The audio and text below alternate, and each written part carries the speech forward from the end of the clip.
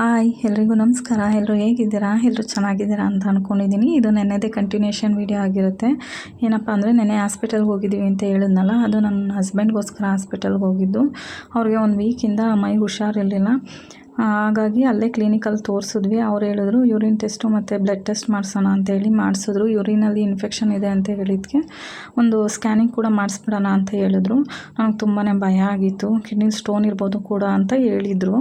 ಅದಾದಮೇಲೆ ನಾವು ಹೊರಟಿದ್ದು ಬಸವೇಶ್ವರ ನಗರ ಕಡೆ. ಆ ಕಡೆ ಹೋಗಿ ಅಲ್ಲಿ ಲಗ್ಗೆರೆಯಲ್ಲಿ ಅವೈಲೇಬಲ್ ಇರಲಿಲ್ಲ ಸ್ಕ್ಯಾನಿಂಗ್ ಆಗ. ಸಂಡೇ ಸ್ಯಾಟರ್ಡೆ ಆಗಿರೋದ್ರಿಂದ ಇನ್ನು ಮಾಡಿಸ್ಕೊಂಡು ಬಂದ್ವಿ ನಾವು ಮನೆಗೆ. ನೈಟ್ ಹೋಗಿ ನಾವು ಡಾಕ್ಟ್ರಿಗೇನು ತೋರ್ಸೋಕ್ಕಾಗಲಿಲ್ಲ. ಮನೆಗೆ ಬಂದುಬಿಟ್ವಿ.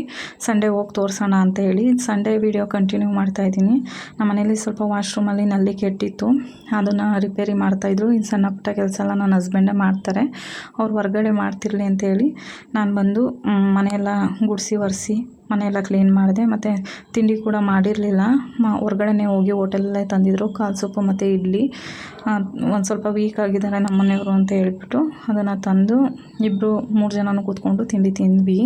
ತಿಂಡಿ ತಿಂದಾದ್ಮೇಲೆ ನನ್ನ ಮಗಳು ಈ ಥರ ಕಾಲು ಇಟ್ಕೊಂಡು ಈ ಥರ ಸೂಪಲ್ಲೆಲ್ಲ ಇಚ್ಕೊಂಡು ಆಟ ಆಡ್ತಿದ್ಲು. ಮತ್ತು ನೆಕ್ಸ್ಟು ತಿಂಡಿ ತಿಂದ್ಬಿಟ್ಟು ನಾವು ಮತ್ತೆ ಹೊರಟ್ಬಿಟ್ವಿ.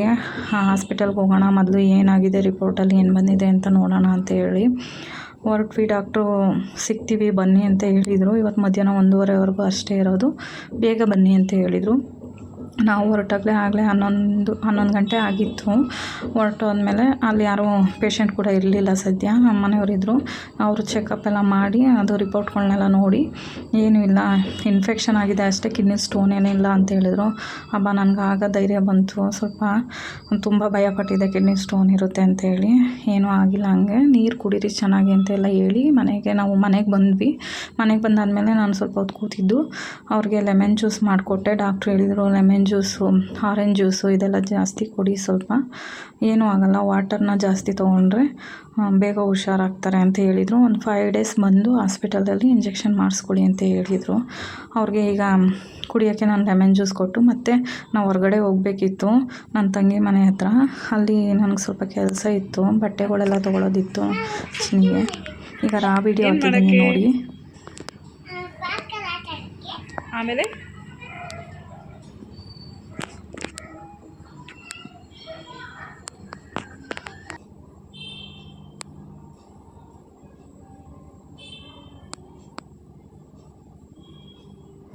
ಇದು ನಮ್ಮ ಮೇಲ್ಗಡೆ ಮನೆ ಹುಡುಗಿ, ಅವಳಿಗೂ ಬರ್ತಡೇ ಇತ್ತು. ವಿಶ್ ಮಾಡಿ ನಾವು ಹೊರಟು.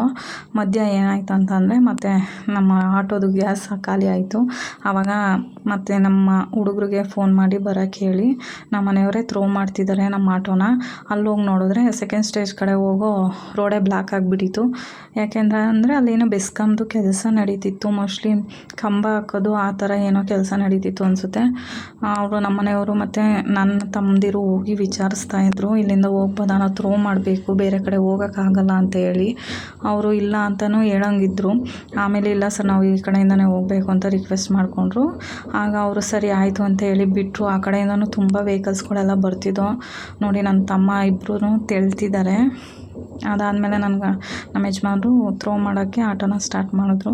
ಥ್ರೋ ಮಾಡಿಕೊಂಡು ಎಷ್ಟೊತ್ತಿಗೆ ಗ್ಯಾಸ್ ಸಿಕ್ಕುತ್ತೆ ಅಂತ ಹೇಳಿ ಹಂಗೆ ಹೋಗ್ತಿರ್ಬೇಕಾದ್ರೆ ಸೆಕೆಂಡ್ ಸ್ಟೇಜಲ್ಲಿ ಗ್ಯಾಸ್ ಇತ್ತು. ಅದನ್ನು ನೋಡಿ ನಮ್ಮ ಮನೆಯವರು ಸೆಕೆಂಡ್ ಸ್ಟೇಜ್ ಕಡೆ ಹೊರಟಿದ್ರು, ಇಲ್ಲೇ ಹತ್ರ ಸಿಗುತ್ತೆ ಅಂತ. ನೋಡ್ಕೊಂಡಿರಲಿಲ್ಲ ಅವರು. ಇತ್ತೀಚೆಗೆ 1 ವಾರ ಆಗಿತ್ತಲ್ಲ, ಆಟೋಗೆ ಹೋಗಿರಲಿಲ್ಲ, ಗ್ಯಾಸ್ ನೋಡಿರಲಿಲ್ಲ. ಈಗ ಗ್ಯಾಸ್ ಹಾಕ್ಸ್ತಿದ್ದಾನೆ ನನ್ನ ತಮ್ಮ. ಇವನು ಗ್ಯಾಸ್ ಹಾಕ್ಸ್ಕೊಂಡು ನಾವು ಸೀದಾ ನನ್ನ ತಂಗಿ ಮನೆ ಕಡೆ ಹೊರಟ್ವಿ. ಅವಳು ನನ್ನ ಮಗಳು ನೋಡ್ದಟ್ಟಿಗೆ ಮುದ್ದಾಡ್ತಿದ್ದಾಳೆ ತುಂಬ. ಅವಳಿಗೆ ಚಿಕ್ಕಿ ಅಂದರೆ ತುಂಬ ಇಷ್ಟ. ಅವಳ ಮನೆಗೆ ಹೋಗೋದಂದ್ರೇ ತುಂಬ ಇಷ್ಟ. ನನ್ನ ತಂಗಿ ನಾವು ಹೋಗೋ ಅಷ್ಟರಲ್ಲಿ ಆಲ್ರೆಡಿ ಬಿರಿಯಾನಿ ಮಾಡಿಟ್ಟಿದ್ಲು. ಬಿರಿಯಾನಿ ಮತ್ತು ನಾನು ಏನೇನು ಮಾಡಿದ್ದಾಳೆ ಅಂತ ನೋಡ್ತಾ ಇದ್ದೆ.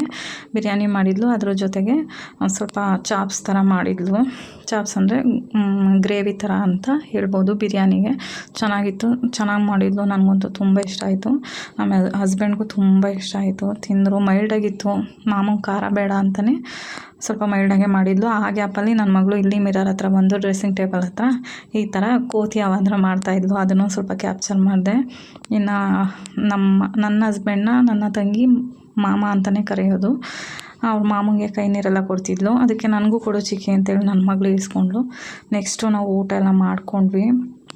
ನನ್ನ ಮಗಳು ನನ್ನ ಜೊತೆ ತಿನ್ನಲ್ಲ ಅಂತ ಹೇಳಿದ್ಲು. ಅದಕ್ಕೆ ಅವಳು ಚಕ್ಕಿನ ಎತ್ಕೊಂಡು ತಿನ್ನಿಸ್ತಾ ಇದ್ಲು. ಆದರೂ ಖಾರ ಖಾರ ಅಂತ ಹೇಳಿ ಸುಮ್ಮನೆ ಡೌ ಮಾಡ್ತಾಯಿದ್ಲು, ತಿನ್ನಬೇಕಲ್ಲ ಅಂತ ಹೇಳಿ. ಆದರೂ ಕೊನೆಗೆ ಅವಳು ತಿನ್ನಿಸಿದ್ಲು. ಇಬ್ರಿಗೂ ಚೆನ್ನಾಗಿದೆ ಬಾಂಡಿಂಗು, ತುಂಬ ಚೆನ್ನಾಗಿ ನೋಡ್ಕೊತಾಳೆ ಅವಳು ಕೂಡ. ಇನ್ನು ಅವಳು ಅವ್ರ ಅಪ್ಪನ ಜೊತೆ ಕಬಡ್ಡಿ ಆಡೋದು ಇದೆಲ್ಲ ಮಾಡೋದು ಮಾಡ್ತಾಯಿದ್ಲು. ಸ್ವಲ್ಪ ಹೊತ್ತು ಅಲ್ಲೇ ಕೂತ್ಕೊಂಡು ಕಾಲ ಕಳೆದ್ವಿ, ಚೆನ್ನಾಗಿತ್ತು. 1 hour ಏನೋ ಇದ್ವಿ. ಅದಾದಮೇಲೆ ನಮಗೂ ಏನೋ ಕೆಲಸಕ್ಕೆ ನಾನು ಬೇರೆ ಕಡೆ ಬಂದಿದ್ದೀನಿ ಅಂತ ಹೇಳೋದ್ನಲ್ಲ, ಆ ಕೆಲಸಕ್ಕೆ ಹೋಗಬೇಕಿತ್ತು. ಅದಕ್ಕಾಗಿ ಹೊರಡೋಣ ಅಂತ ಅಂದ್ವಿ. ನನ್ನ ಮಗಳು ಇಲ್ಲ ಪಾರ್ಕ್ ನೋಡ್ಬಿಟ್ಟು ಅಲ್ಲಿ ಪಾರ್ಕಿಗೆ ಹೋಗಲೇಬೇಕು ಅಂತ ಹಠ ಮಾಡಿದ್ಲು. ಸರಿ ಒಂದು ಅರ್ಧ ಗಂಟೆ ಕರ್ಕೊಂಡು ಹೋಗಿ ಬರೋಣ ಅಂತ ಹೇಳ್ಬಿಟ್ಟು ಅವಳು ಬಂದು, ನನ್ನ ತಂಗಿನೂ ಕೂಡ ಇಬ್ಬರು ಒಟ್ಟಿಗೆ ಹೋದ್ವಿ. ಅವಳು ಹತ್ತಿ ಆಟ ಆಡ್ತಾಯಿದ್ಲು. ನೋಡಿ ಹೆಂಗೆ ಆಟ ಆಡ್ತಿರ್ತಾಳೆ. ಬೇರೆ ಕಡೆ ಹೋಗ್ಬಿಟ್ರೆ ಅಂತೂ ಕೋತಿ ಆಟಗಳನ್ನೇ ಆಡ್ತಿರ್ತಾಳೆ. ಇನ್ನು ಜೋರಾಗಿ ತೂಗು ಚಿಕ್ಕಿ ಅಂತೆಲ್ಲ ಹೇಳ್ತಾಯಿದ್ಲು.